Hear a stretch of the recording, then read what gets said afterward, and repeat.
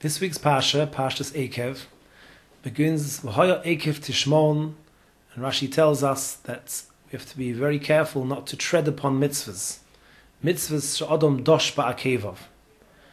I want to speak very briefly about a mitzvah mentioned later on in the Parsha, which we don't necessarily tread on with our heels, but perhaps we just pay lip service or hand service with it by simply raising our hands and touching the mezuzah.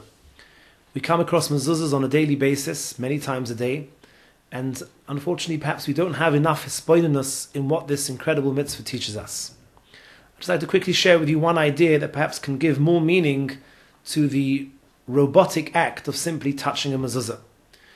One of the halachas of mezuzah is that it has to have sirtut, which means engraved lines on every single line of the mezuzah where the sefer writes the psukim.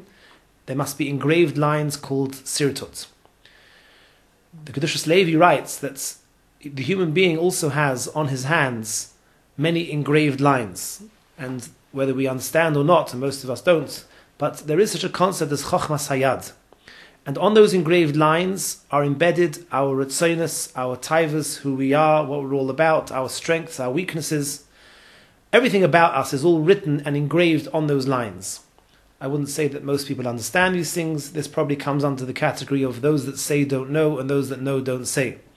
But there is such a thing as chochmas hayad, and another word for engraved lines on a person's hands would be sirtutim. So on our hands we have sirtutim that express all about me, who I am, what I am, my strengths, my weaknesses, my ritzonos and my taivas.